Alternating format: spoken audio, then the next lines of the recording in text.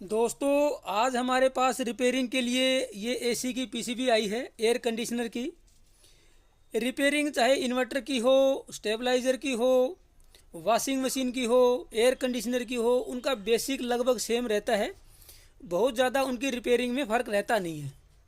जिनके basic strong रहते हैं वो बड़ी आसानी से रिपेयरिंग कर लेते हैं। अब इसमें प्रॉब्लम क्या है वो मैं पहले आप लोगों को दिखाऊं, क्योंकि मैं इस पीसीबी को रिपेयर कर चुका हूं। ये वीडियो सिर्फ आप लोगों के लिए है ताकि आप इसको आसानी से समझ सकें, सीख सकें।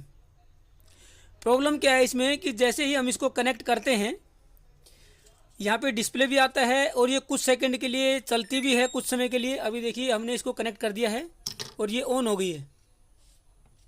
थोड़ी देर बाद इसमें एरर आएगा, वो क्योंकि यहाँ पे मोटर वगैरह लगी नहीं है। लेकिन कुछ समय के बाद ये डिस्प्ले भी बंद हो जाता है, ये जो इसके अंदर इंडिकेशन है वो भी बंद हो जाता है और ये पूरे तरीके से पीसीबी यहाँ पे डेड हो जाती है। कुछ टाइम के लिए चलती है, उसके बाद ये पीसीबी यहाँ पे डेड हो जाती है। ऐसे केस में आपको चेक क्या करना है? अभी तो एरर आया है ये, आप इसकी 12 वोल्ट चेक करें। मैं अभी आपको चेक करके दिखा देता हूँ। इसको दोबारा से कनेक्ट करते हैं। आपको चेक क्या करना है कि इसकी 12 वोल्ट चेक करनी है। मल्टीमीटर को डीसी वोल्ट पे करके ये 12 वोल्ट चेक करें। 12.45 लगा के रखें। जैसे ही डिस्प्ले बंद होगी तो ये जो 12 वोल्ट है ये आपका यहाँ पे डाउन हो जाएगा। अभी 12.5 ही है। ये देखिए डिस्प्ले बंद हो गई है और वोल्टेज आ गई है 2.3। जो 12 वोल्ट थी वो डाउन हो गई है, वोल्टेज सिंक हो गई है और ये वोल्टेज यहाँ पे धीरे धीरे कम होते होते 1.6 1.5 ये बंद हो गई है पूरे तरीके से। अगर इसको दोबारा से हम लगाएंगे तो ये दोबारा चलेगी।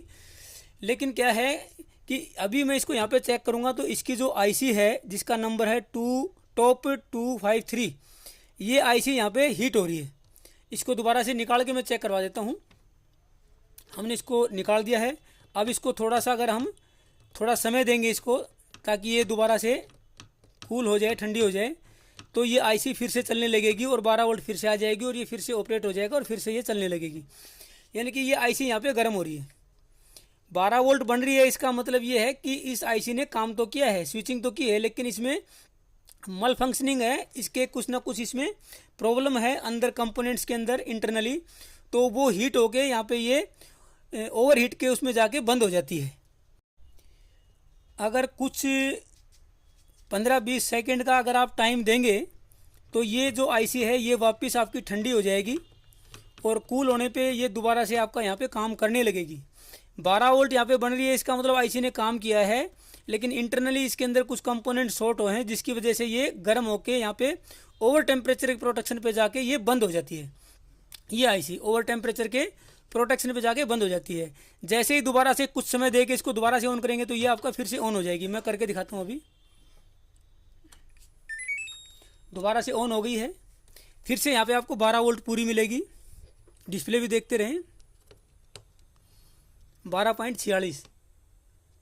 और ये गर्म होके यहाँ पे ओवर टेम्परेचर पे जाके, ओवर थर्मल पे जाके ये आपका आईसी यहाँ पे काम करना बंद कर देगी, प्रोटेक्शन पे चला जाएगी और आउटपुट यहाँ पे लिमिट हो जाएगी। और ये 12 वोल्ट, यहाँ देखिए ये 12 वोल्ट फिर से एकदम से ड्रॉप होकर 2.5 और ये धीरे धीरे यहाँ पे ख़त्म हो जाएगी और ये डिस्प्ले यहाँ पे बंद हो चुकी है। तो ये प्रॉब्लम यहाँ पे इस आईसी की है। ये देखिए काफ़ी ओवर हीट है यहाँ पे। अब मैं क्या करूँगा, इस आईसी को निकाल देता हूँ। एक बार वायर निकाल देते हैं। वायर हमने निकाल दी है। ये सिर्फ 5-7 सेकंड में ही, 10 सेकंड में ही ओवर टेम्परेचर पे जाके थर्मल प्रोटेक्शन रहती है उस पर ये बंद हो जाती थी। इसको हमने यहाँ निकाल दिया। दूसरी मेरे पास है यहाँ पे आईसी के अंदर ही प्रॉब्लम है, इंटरनली कोई कंपोनेंट शॉर्ट हैं जिसकी वजह से काम तो कर रही है लेकिन ये जो है पूरे तरीके से काम ना करके ओवर टेम्परेचर पे, ओवर थर्मल पे बंद हो जाती है। अब ऑन करते हैं दोबारा से।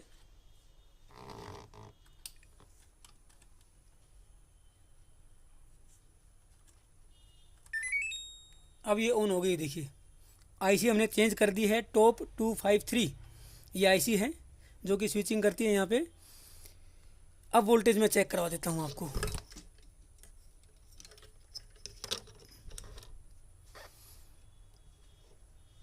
ये यहाँ पे देखिए वोल्टेज आपकी 12.46। अब ये यहाँ पे बंद नहीं होगी। अब इसने एरर दिखाया है यहाँ पे, क्योंकि यहाँ पे कनेक्टेड नहीं है मोटर। ये देखिए एरर आ गया इसका, लेकिन अब ये बंद नहीं होगी। 12.46 है, वोल्टेज भी यहाँ पे डाउन नहीं होगी, सिंक नहीं होगी, डाउन नहीं होगी, और ये यहाँ पे काम करने लगेगी पूरे तरीके से। इतनी देर में वो ओवर टेम्परेचर पे जाके यहाँ पे बंद हो जाती थी। यहाँ पे वोल्टेज भी डाउन नहीं हो रही है और ये डिस्प्ले भी बंद नहीं हुआ है। तो अब ये यहाँ पे रिपेयर हो चुकी है। सिंपल से यहाँ पे स्टेप्स होते हैं कि कोई भी जो रिपेयरिंग करते हैं तो बेसिक स्टेप्स होते हैं, इनको अगर हम ध्यान रखेंगे तो आसानी से हम इन चीज़ों को रिपेयर कर सकते हैं, सर्किट को अलग अलग अप्लाइंसिस के। 12.47 काफ़ी टाइम हो गया और टेम्परेचर भी यहाँ पे इसका नहीं बढ़ रहा है बिल्कुल भी। तो ये रिपेयर हो चुकी है। ये आईसी आपकी यहाँ पे ख़राब थी, इसको हमने चेंज कर दिया है। चेंज करते ही यहाँ पे सर्किट हमारा काम करने लगे है। पहले जो मल फंक्शनिंग थी 5-7 सेकंड 10 सेकंड के बाद ये बंद होता था, वो यहाँ पे बंद नहीं होगा। वोल्टेज देखिए, मैं फिर से दिखा देता हूँ एक बार। वोल्टेज पूरी है यहाँ पे 12.47 और कोई भी इसमें यहाँ पे गर्म नहीं है ये। तो इस तरीके से हमने यहाँ पे इसको रिपेयर कर लिया है। बेसिक स्टेप्स होते हैं कि किस वजह से यहाँ पे ये वोल्टेज डाउन हो सकती है। कंपोनेंट्स को आप देख सकते हैं, फिजिकली देख सकते हैं और आसानी से इसको रिपेयरिंग कर सकते हैं। इसी तरह के वीडियोस को देखने के लिए आप हमारे चैनल की प्लेलिस्ट पे जाके अलग अलग अप्लाइंसेस के रिपेयरिंग के वीडियोस को देख सकते हैं, रिपेयरिंग सीख सकते हैं। 500 से ज़्यादा आपको रिपेयरिंग के वीडियोस मिलेंगे, जिनमें ज़्यादातर में मैंने कोशिश की है कि थ्योरेटिकल भी साथ में उसका कवर किया जाए।